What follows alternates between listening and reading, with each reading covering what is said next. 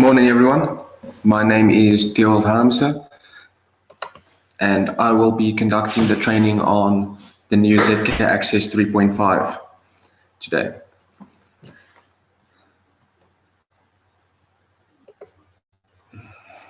Right, before we get into this, ZKAccess 3.5 is our free desktop-based software. So it's a desktop solution, which means you install it directly onto the PC.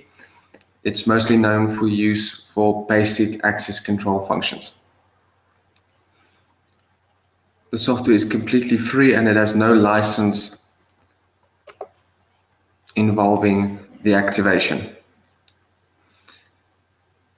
We will go through some specifications of the software before we go over to the installation as well.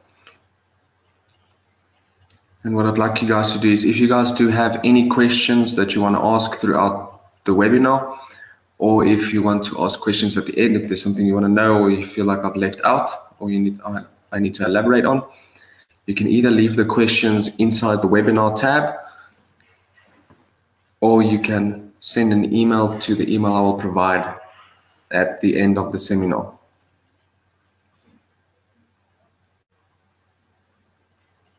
And I'd just like to thank all of you guys that are joining. And without further ado, let's go through to the PDF settings. Some of the specifications. So as you can see, we have ZKAccess 3.5, our access control management solution. There you can see some screenshots of what the software does look like.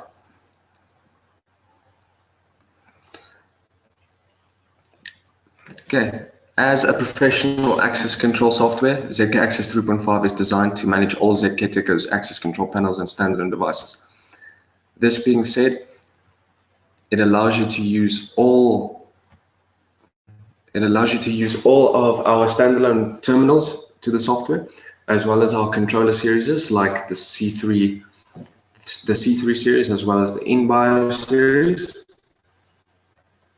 The software does not, unfortunately, support any Clean Label series products, such as our Pro Captures, our Pro Faces, or our InBio Pro controllers.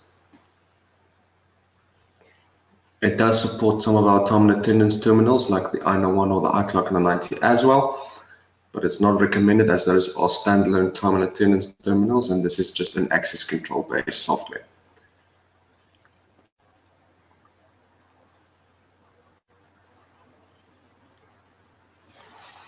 It's a desktop software which is suitable for small and medium business applications, and the brand new flat user interface design and humanized structure of the ZKAccess 3.5 will make your daily management more pleasant and convenient.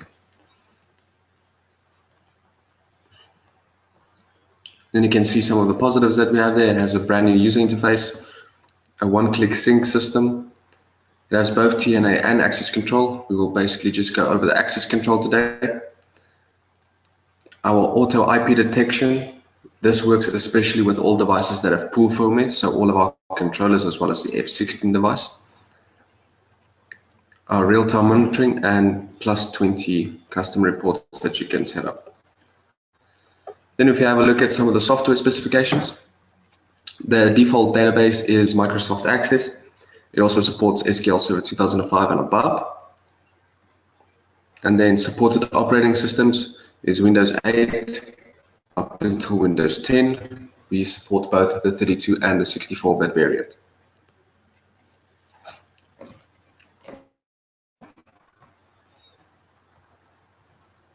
Then you can see some of our software features. It's easy to configure and use. It has a nice menu, different dashboard display.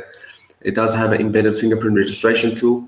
So if you do have a ZK4500 enrollment or take-on device, you will be able to do registration very easily or fluidly from the software. And it also has quick start links for common operations. Then our door management settings in the software, individual door configuration for unlock duration, Wiegand formats, and request to exit modes, etc. You can set anti-passback and interlocks. So basically the interlock is for man-trap control. In and out reader configuration, this is only applicable to a controller. and then also the programming of a duress password. And you have your real-time monitoring.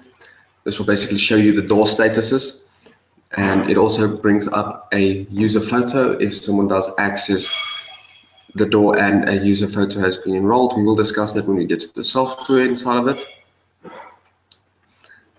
You do have remote opening and remote closing of individual doors. Then if you know about maps, reports, and maintenance, you can import maps and floor plans for site-specific door management. Reports with a customized search engine. Once again, this is just an access control report. We will just touch on the access control today. Multiple export formats for event logs. A one-click database backup, and then all system changes are logged in case something has been changed and you want to go back and follow up on it. So those are some of the most basic functions in Access 3.5, as well as some specifications.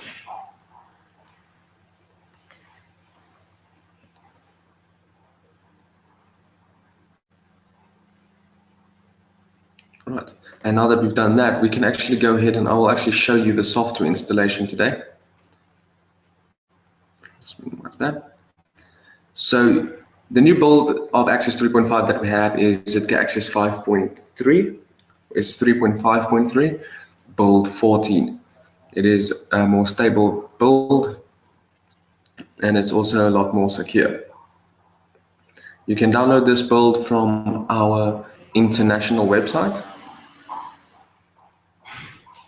which is www.zkteco.com. And once you've downloaded the software, you can basically just go ahead and double click on the setup.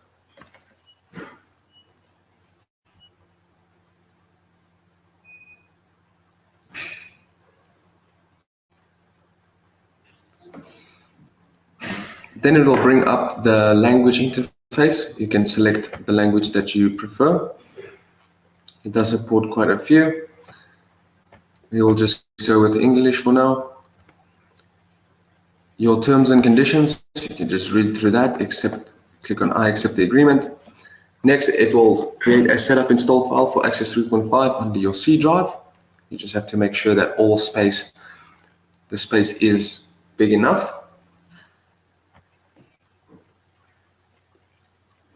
Then the system will create a program shortcut in the following start menu. Click on next, and then you can select either default database or other. So other, you will have to set up your MS SQL 2005 or higher, but we will go with the default database.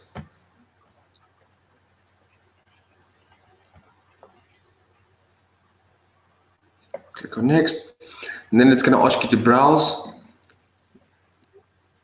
to create a path for your software backups. You can just go and click make new folder,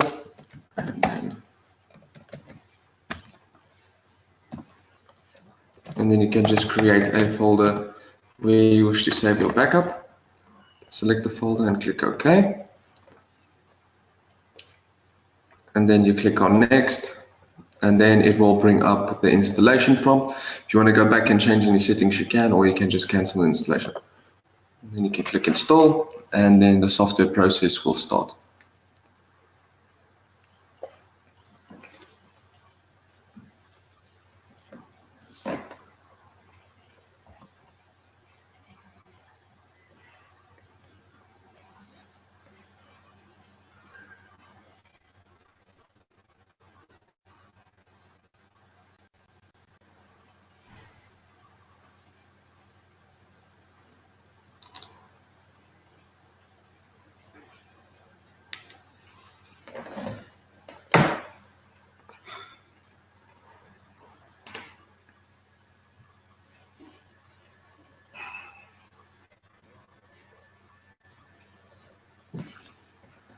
Then after the installation is done, the next process that will start is your fingerprint driver SDK.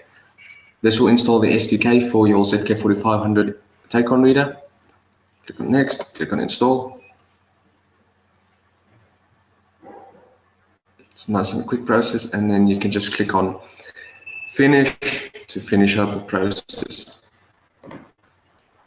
Then Access 3.5 will ask you to either yes, restart the computer now, or no, I'll restart the computer later.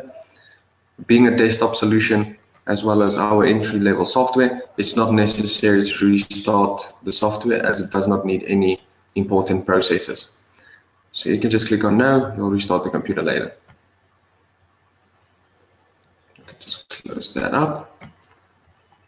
And then it will create a shortcut on your desktop for you.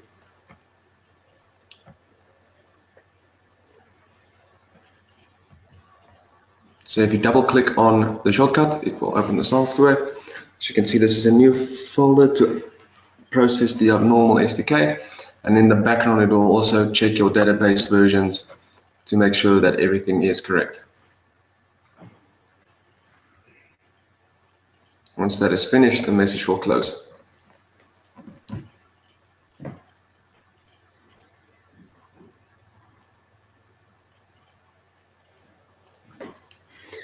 All right, then you have to log into the software for the first time. If you are using the default database and you just did the straight installation, the default password will be admin, both lowercase.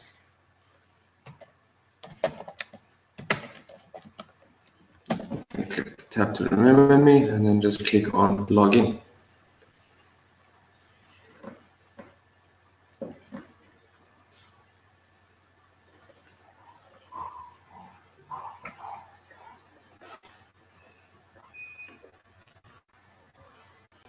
Right, then as soon as you launch into the software, it will provide you with the navigation panel.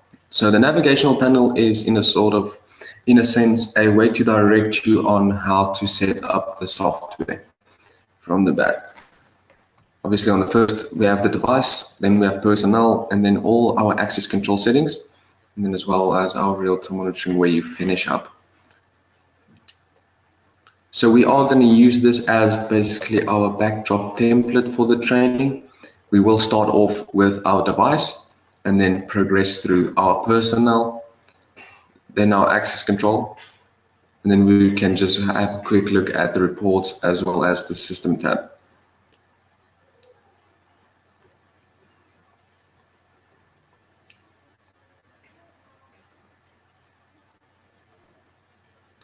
Okay then, so the first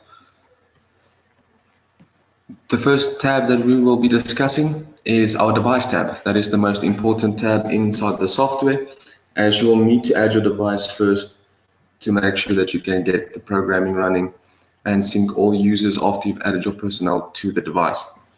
So you can either click on device there or at the top, and then it will open your device tab, which you will see has area, device, and then search device. We will discuss some of the other options as well. So the first thing that you do is you'll have to set up an area for your software. This is not a requirement, it's not necessary, but if you want to make it very specific, you can add an area. So for example, you're always given a default area. You cannot delete the default area, but you can edit it. So we will just change the name to ZKAccess Office. Area number 1, no parent area, and remarks. Then you can also add another one. For example, the repairs department.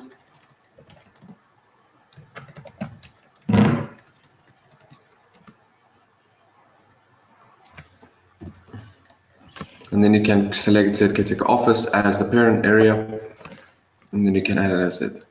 So it will basically create a tree view for you that branches out. Then some of the other features that you have is also edit, delete, or you can export it. Most of the tabs in ZKAccess 3.5 do have the export tabs.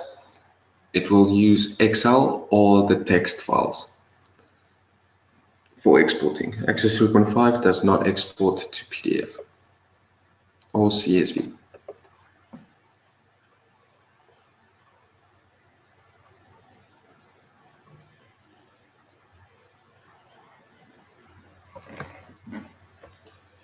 All right, then after you've done that, you can basically go and set up your device.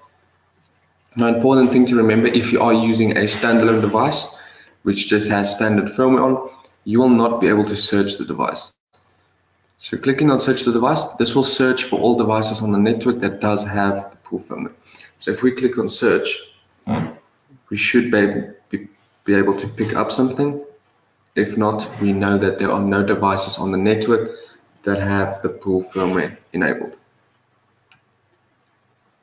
Just give it some time to load through.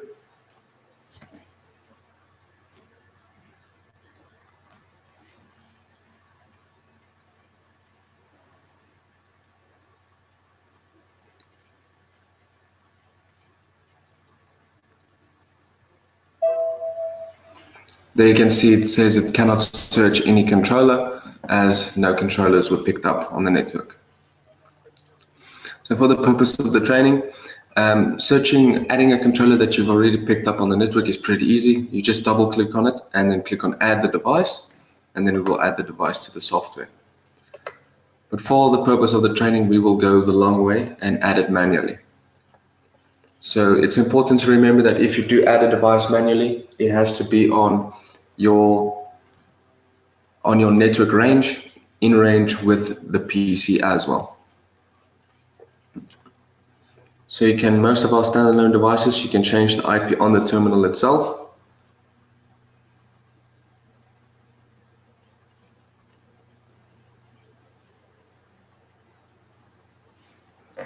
So for today's testing purposes, we are using a multi-buy 700, which is a facial fingerprint reader.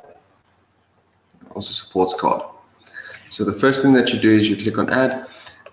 You can either select the wizard mode, or you can just click on the left-hand bottom and use professional. Then it lays out everything just into one page. You don't need to click next, next, next. So the first thing that you do is you give the device a name. You can either call it the device name itself, or you can call it the front door.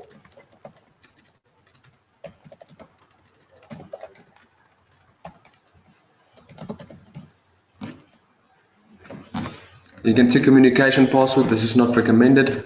If you do set a communication password and your software crashes or your PC crashes, you'll have to remember the communication password again if you wish to add the device.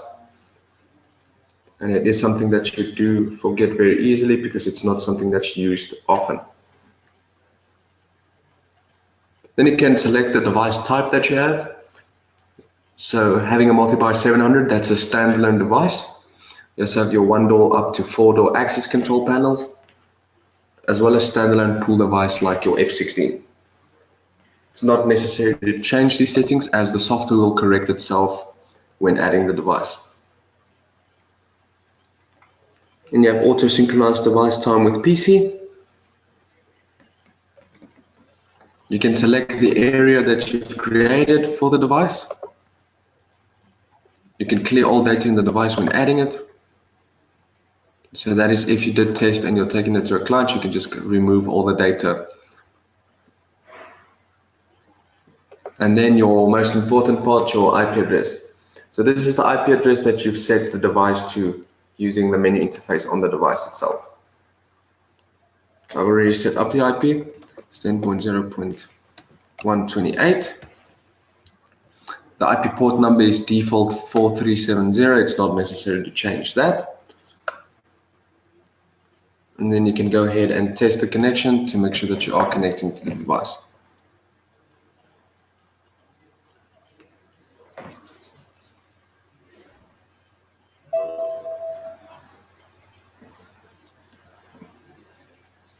So we have connection timeout.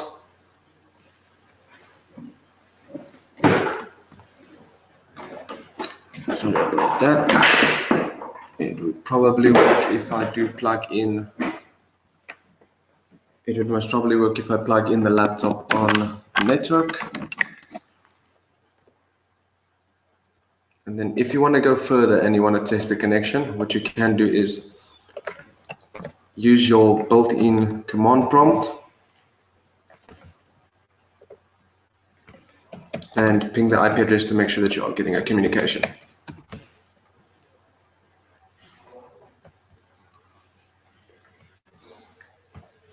So now if we click on add and we do the step again,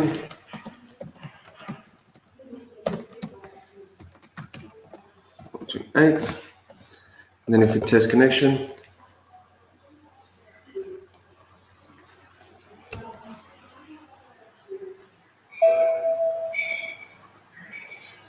it says connection successful, and then you can just click on OK, and then save and continue will basically add the device and then open up the interface again so that you can add the next one.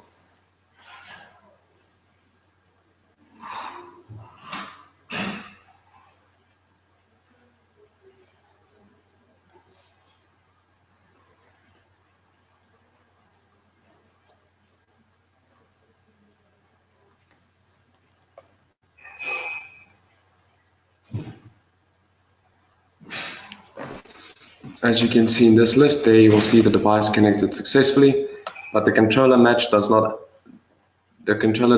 match with the actual type, and it will be changed to correct controller type standalone device. And then you have added your device. Straightforward and simple steps, a lot easier than some of our other softwares. So when you've added the device, you can see a few information about it. For example, you will be able to see the serial number of the device. You'll be able to see the communication type, the IP address that you've assigned to it, the serial port, if it's RS485 communication, if the device has been enabled. It will give you the total quantity of personnel fingerprints in the software, vein quantities, facial quantities, and as well with our new build 14 and some of our new devices that are released, as well as palm vein templates. It will also show you the firmware version and then the area name that you've added it to.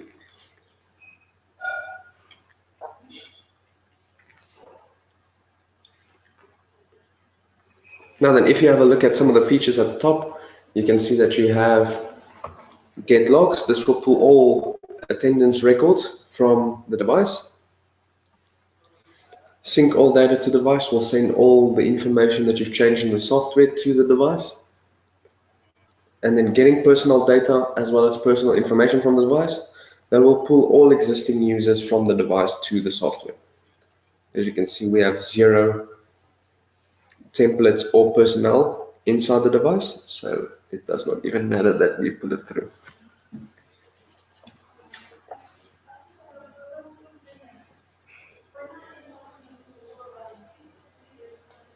And that is it for the device tab. You can go view some of the more settings as well, like modify the IP address, setting up Wi-Fi if the device supports Wi-Fi connection, synchronizing the time, and then syncing new changes to device will basically sync any changes that you made to the software that it does not have on, instead of syncing all the information through again.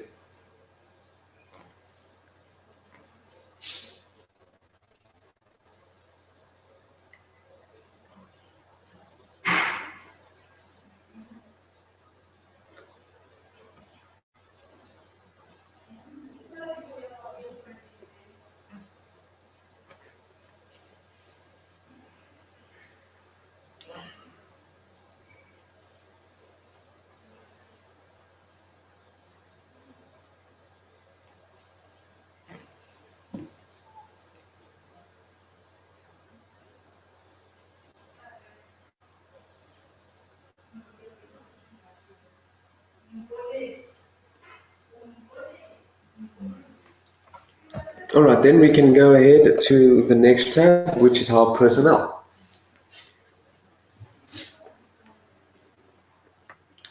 Now, the personnel tab is where you will be doing all your registration inside the software.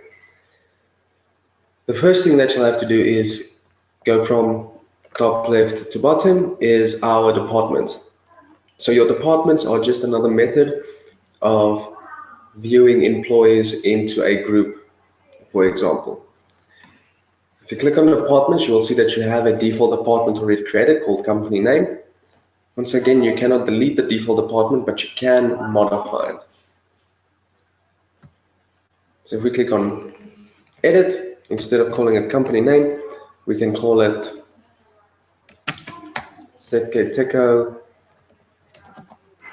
management, for example. Department number 1, and then no department area.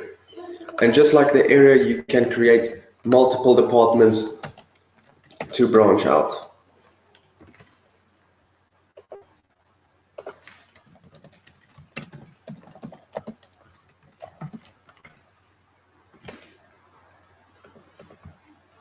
So we can just go ahead and add a few here as examples.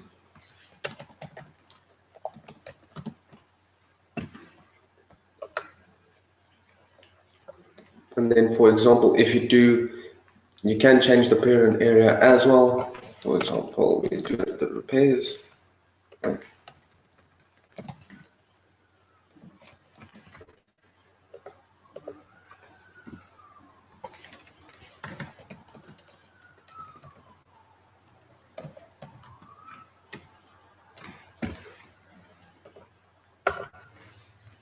So there we've basically just added a few departments. And then if you click on tree view, it will show you how the trees branch out.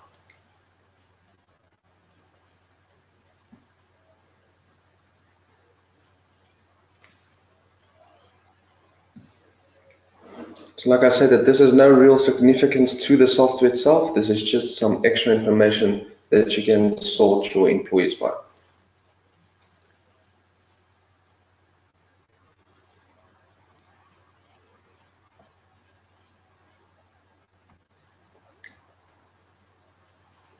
Then after your departments, as you can see, you can also input and export this to your Excel or your text document.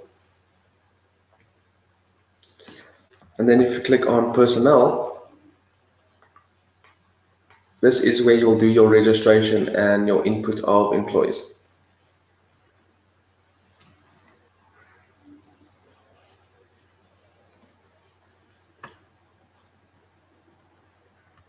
So as you can see, you can click on add, and then we can go ahead and register our first user inside the software for our device. So the first thing that you need is, indicated by the red asterisk, that these are required information. Without this information, you cannot save or continue on ahead. So the first thing that you can do is you can enroll your personal ID. It's 9 digits long, and it's not allowed to start with the letter 9 or 8. But now we'll just do it 1, and it's also not alphanumerical. It only supports numbers. You can choose a department for the user, and then you input the name, the last name. You can input the card number in case the card number is provided on the tag itself, or you can use a take-on reader like a CR20M, or you can get the card number by ticking on that, selecting your device, and then it will start reading. So in a sense, if you swipe a tag now, it will pull the card number through. Then you have some extra information that you can put in, like mobile phone, the date the user was hired, a birthday, and then password is also another essential part of information when it comes to the user. This does not create a password for the software. This sets up a password for the device that the user can use for clocking, in case you want to. Then you get your email as well as your privilege. Your privilege setting will change your user privilege on the device itself. So if you're just a normal user, you'll be able to clock on the device. As soon as you set it to admin, It will sync the data to the device and lock the device down so that nobody will be able to access the menu. So that only the admin can access the menu for further enrollment or settings.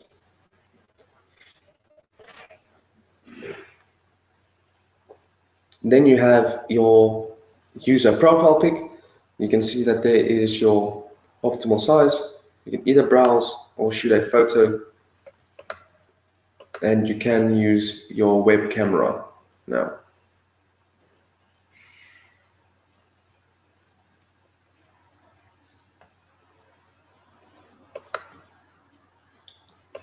Or you can just browse and find a picture inside your system, which I do not have, and then just select that picture.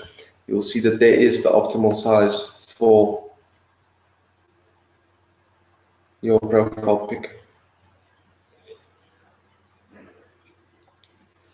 Then at the bottom here, you can see your fingerprint registration.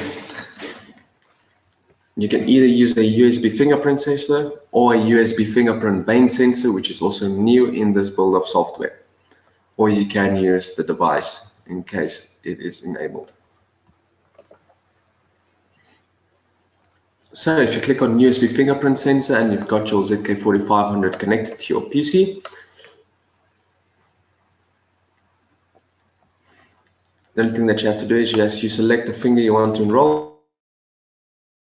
You place it 3 times down on the flatware of the ZK4500, and then that is how you enroll a fingerprint. Quick, easy, and simple. Then you can also select the rest finger. So this is a finger that you'll basically use for exceptions. When you're being held under the duress, a duress fingerprint will still open the door but send out an alarm to the system. Then you can click OK, and that is your fingerprint registration complete.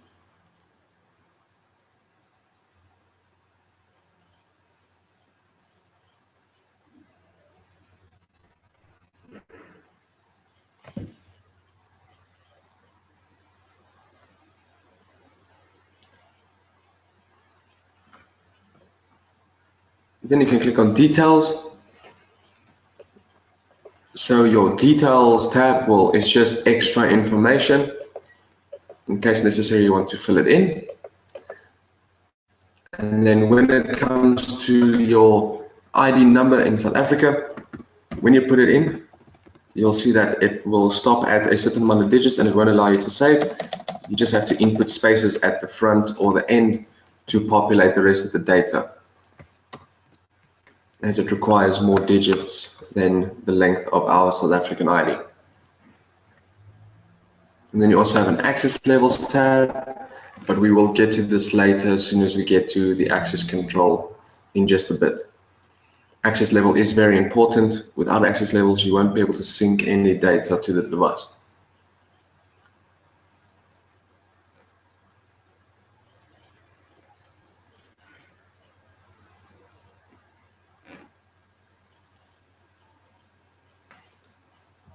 We did not save our user, so let's just quickly run through and just do that again.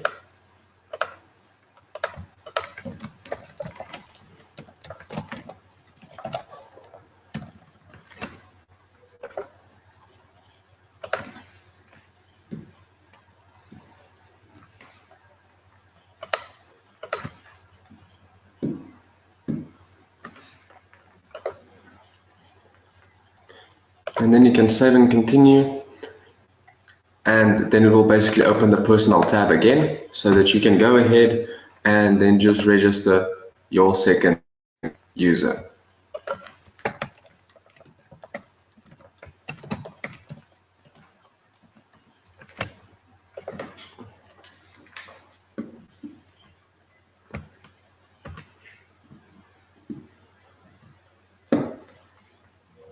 Click on OK. And then if you click on OK, you'll see that there are your 2 users added to the software.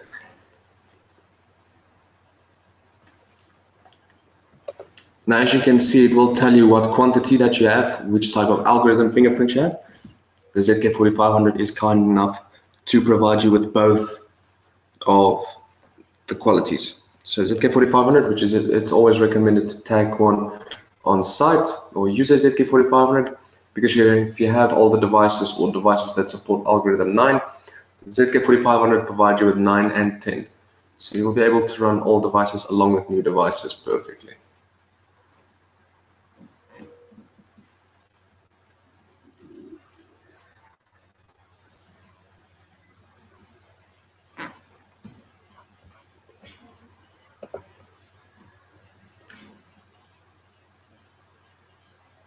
Then you have issue card. Just to add a card to a user, you can go ahead and select a user, and then as soon as you swipe the tag on a take-on reader, it will pull the card number through to the software.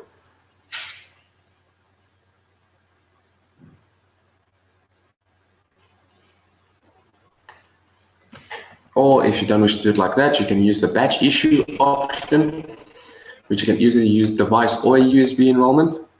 And then if you input a query for a personnel list and you swipe cards, it will assign the cards from top to bottom as the personnel come over.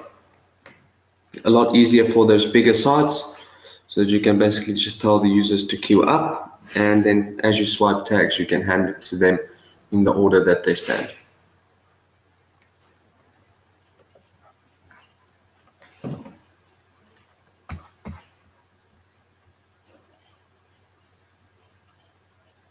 All right, and that is it for your personnel tab. Not a lot of difficult settings to add.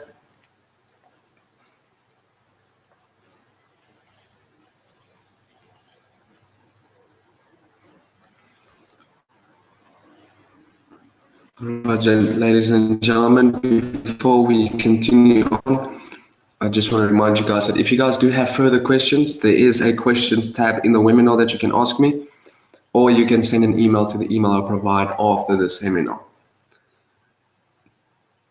So if anything is unclear to you, just drop me a question and I'll answer you as best as my knowledge can.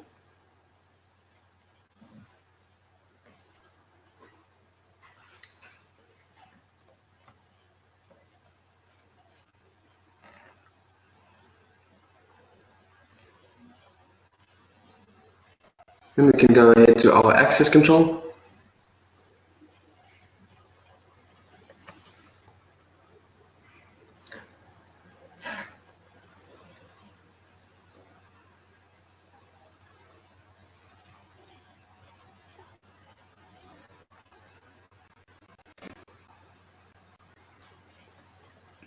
All right, so as soon as you click on access control, you'll see that it opens the real-time monitoring page.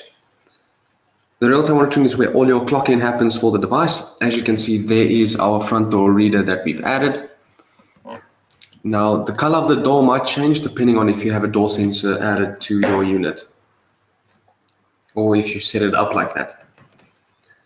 We will get to, let's discuss the real-time monitoring while we are here. So basically, all clock-ins or clock-outs will appear here on the system. So for example, if a user comes to the software and they put their finger down,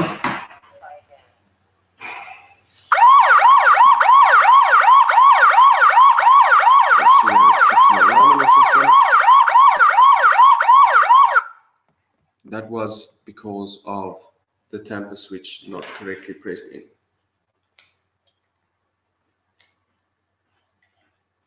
Nothing wrong with that. We just have to go into the device, which I have right next to me, and then just disable the alarm.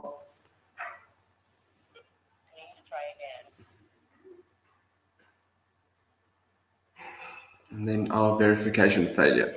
So if it does give you verification failure, you just have to go make sure that the verification settings on the device are correct, which we will be able to find in the door setting. So if we click on time zone, which is our first setting in our access control tab, you are left with the default time zone of 24 hours.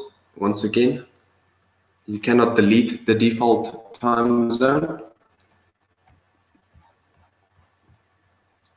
but you can add a new one. And by adding a new time zone, you just click on add, give the time zone a name and a remark, and then drag the times in as you wish to have it. You can just drag a small little time and then edit the time as well to make it more sufficient and accurate. And then you can just go ahead and drag that across your week and for your holiday times.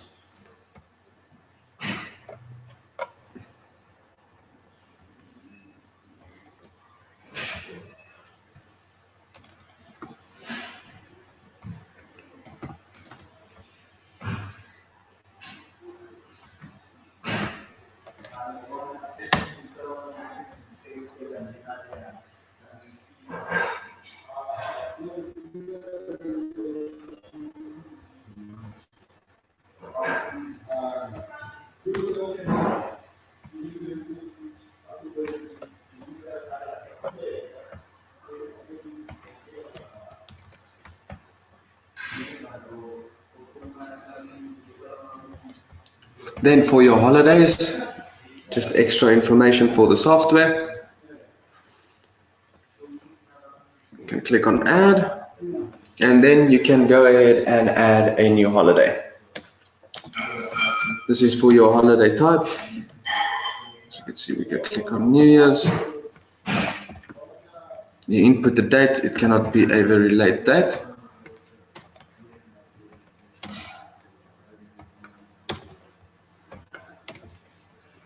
Is it a recurring holiday? You can input remarks if necessary, and then you have 24 holiday numbers that you can choose from for each holiday type, and then you can choose a holiday time zone, which is 1 for 24 hours. And then you'll see that there's a prompt on your left-hand side which says sync now. You can just click on sync later if you do not wish to send the data through yet.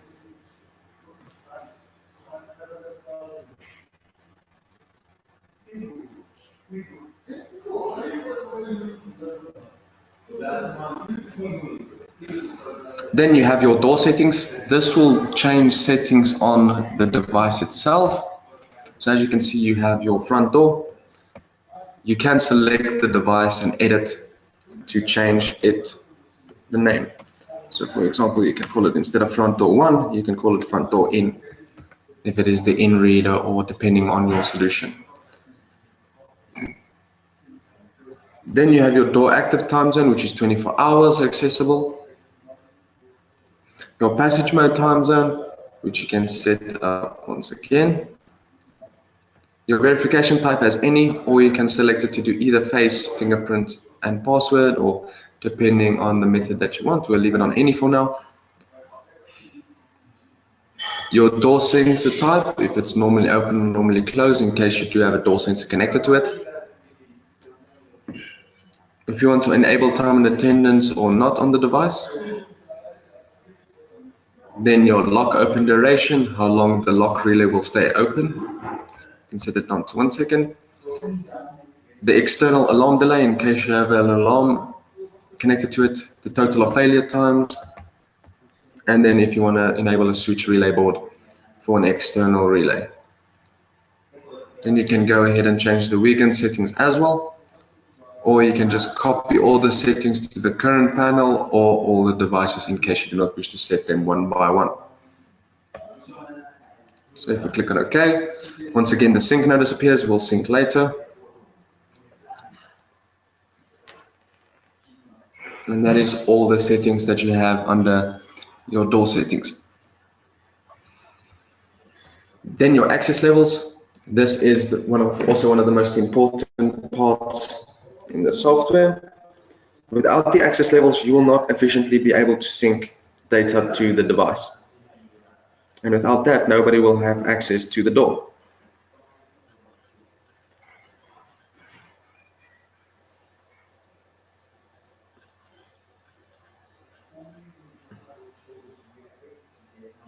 Right, so if we click on add, you will see on the left-hand side, you will see the users that you've added, as well as your device, and it is called unauthorized doors and unauthorized personnel.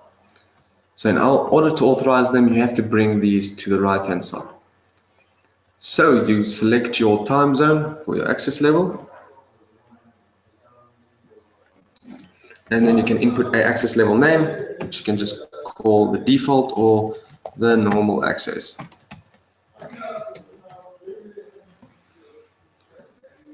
Then you can just either double click or click on the arrows to bring all your users to the right.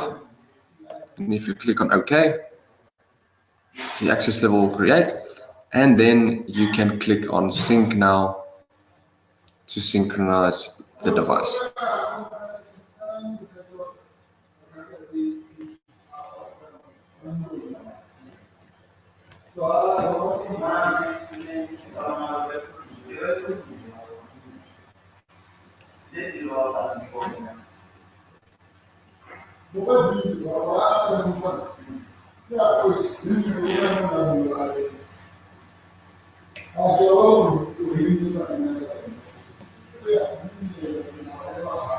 And then while you are synchronizing the data to the device, you will notice that the device restarts inside the process as well.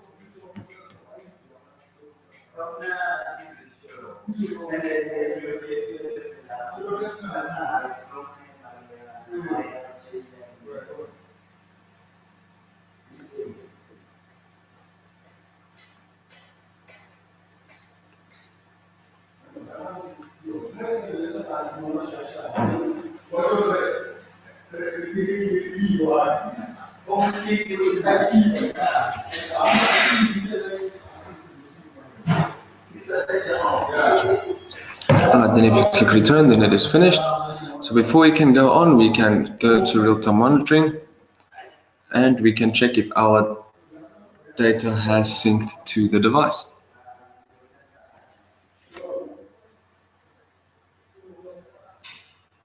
Just wait for the device to connect to the software again.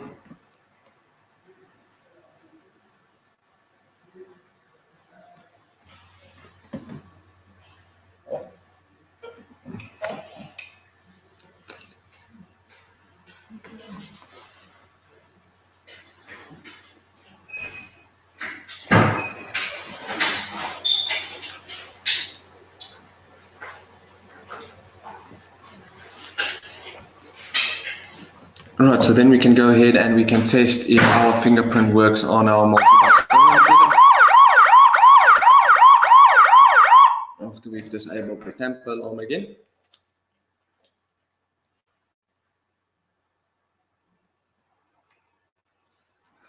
Alright, so then if I place my finger, let's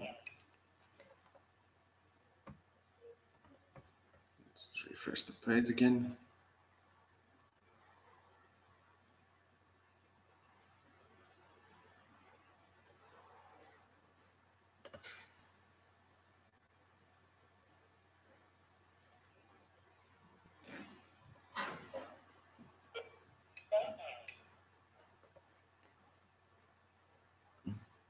And you can place your finger and then you will see that your device is successfully verifying you.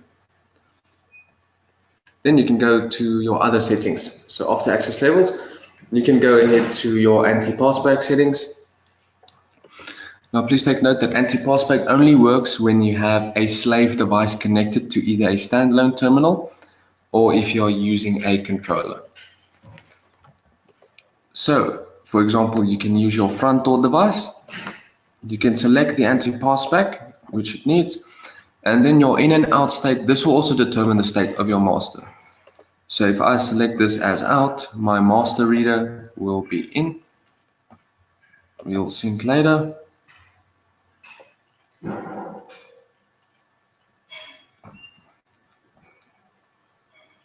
All right, then you can go ahead to your personnel group. Your personnel group is useful, especially when it comes to your multi-card opening situations. Now, multi-card opening is used for enrolling or setting up multiple users to open a door. So creating a personnel group is very straightforward. Give it a group name, any remarks of necessary, a group number, the verification type, and if they're available on a holiday, you click on OK. Sync later, and then you can just add your personnel as well to the group. Then your multi-card opening, does not add it now because we are not using a valid personnel group as well.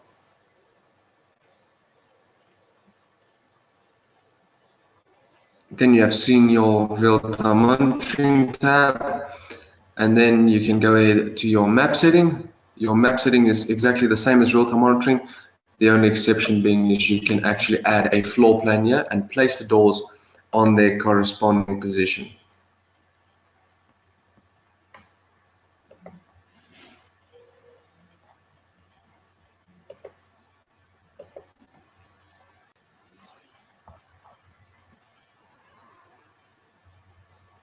All right, then after that, we can go to our advanced access, which here you can use for some of your more advanced features. And then please take note that most other features under the advanced access control is based for controllers only. So you have your Wiegand format, which you can change if you want to set the odd bits priorities and the total bits. Then your interlocking system, I'll just discuss this. The interlocking system is basically a man trap setup that we use at our banks, for example. This is especially good if you want to use it in a passageway. Our man traps do work a little bit differently though. Our interlocking system means that if the first door that you've got access to is not closed, you will not be able to verify on the second door. So it does not sense if the first door is closed that the second one will automatically open. It just means that verification is blocked for the second door in case the first one is still open. Then you have your linkages. Linkages is set up for a controller, for example, if you want certain events to trigger different outcomes. For example, if you wire up an auxiliary input, for example, a brake loss unit, you can set up the linkage that if the brake losses unit, the door must open.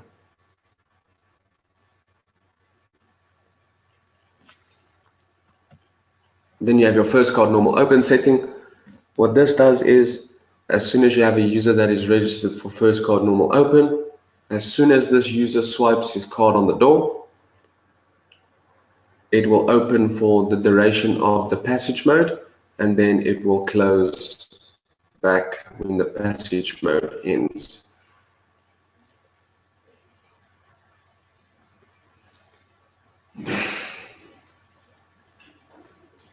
Then you have your reader settings, just another feature for the controllers to change the reader type settings name.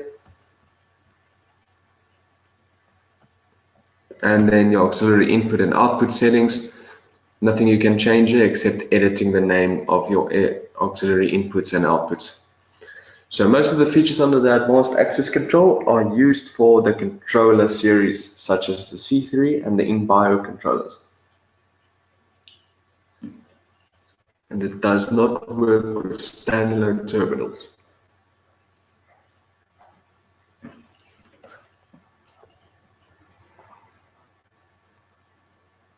Alright, then we have almost reached the end. We have our reports as well as our system tab left.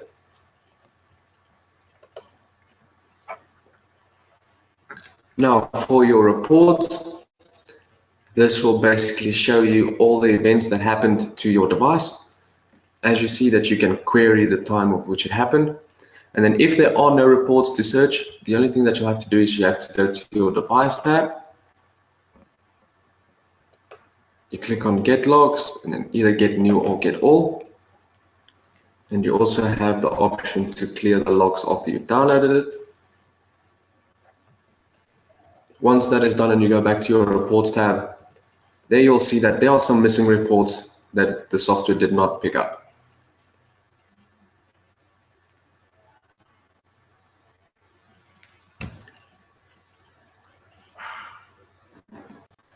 Then you can also use some of the fields that you have here to query reports, for example, via a user.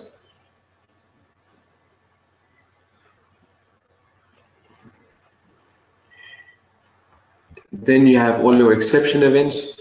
These are all your events that happen that are not green. So basically, as you can see, there is our 2 incidents of our tamper alarm going off.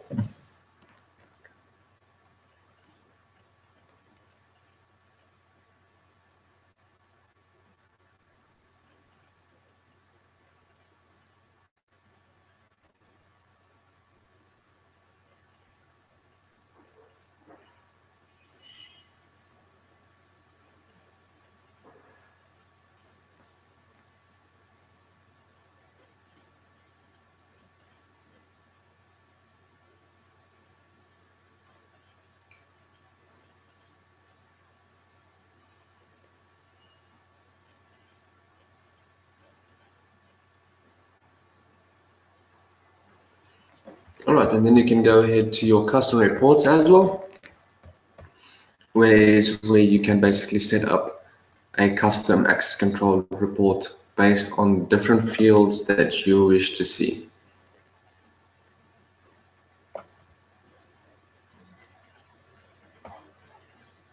You can use that report to query some information for yourself.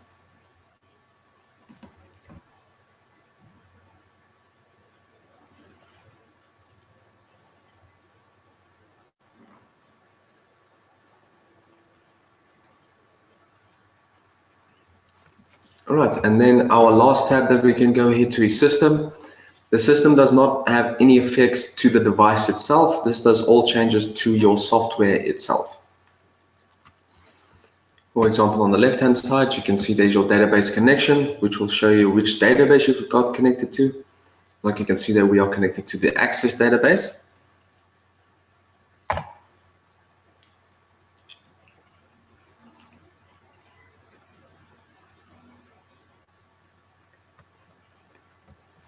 Then your backup database, as soon as you click on that, it will save a backup in the folder that you've created inside in the installation steps. You can restore the same database from a file or from a backup that you've made. Set up a backup path. Now there's an important feature here as well. It does have the option to back up the database when you exit the software, which is recommended, I believe, so that if something does go wrong, you at least know that you do have a backup placed somewhere.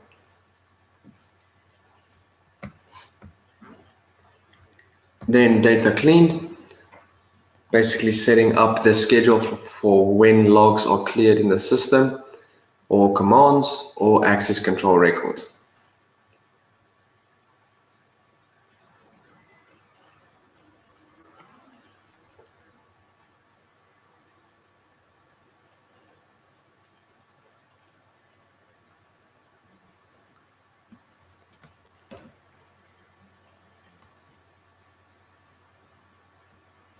And then repair access database. If you wish to restore a database, it will just repair the database if some information is missing.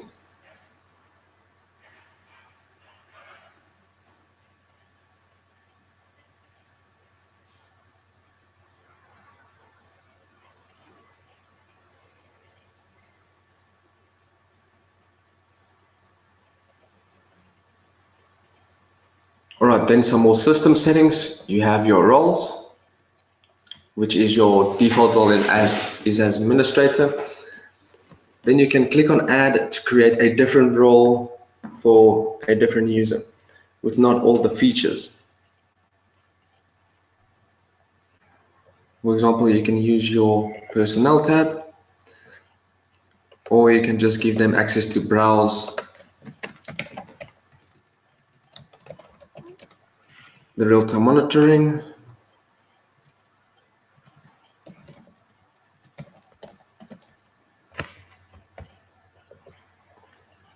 Then the user, you'll have to create a user for the roles that you've created.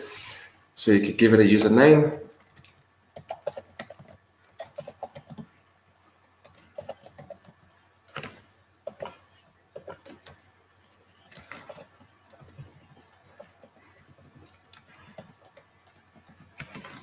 your role as a monitoring, and then the status normal or disabled is self-explanatory. Then you can also change the password of the system of the user that you're currently logged into. So as you know that the old password is admin, so you can just change it to something new. Your system initialization, this will default everything in the system. So if you tick all the boxes, it will wipe your system clean and you'll basically have a new system on your hand.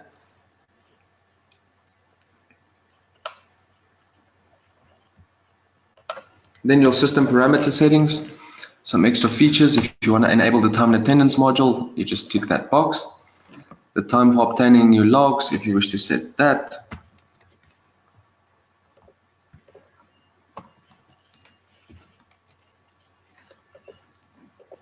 The reconnect interval for devices, you can set that lower as well. The photo and real-time monitoring lasts for how long, system font settings, the page setting, page size, and the calendar type.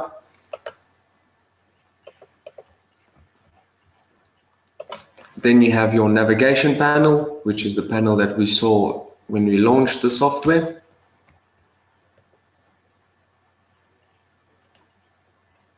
And then select language, which is your different language that you can select, as well as exit the software.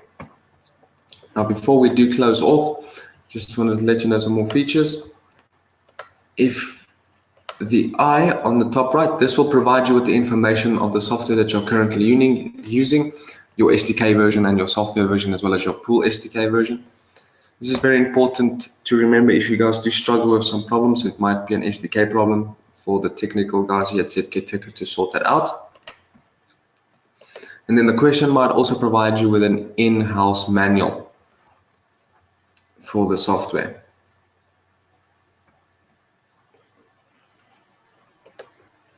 And that is Access 3.5, ladies and gentlemen. If you guys do have any other questions, please let me know now. I'll keep the seminar open for the next 15 minutes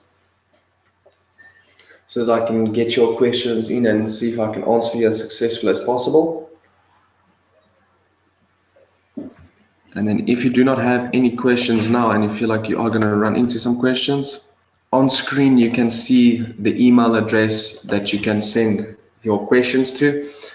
Just support it to support@zktecho.co.za. That is our South African line, where the emails go to for South Africa. If you send it to the .com email, it's going to end up in China and you might not get feedback soon as you won't get your feedback back very soon. And then we also have our technical service hotline if you want to phone in and ask some questions about the software, if there's anything that you want to know. You can also leave me questions inside the questions web tab inside your webinar as well. And I'll have a look at it there. All right, guys, thank you for joining the webinar. I will be shutting it down. Now.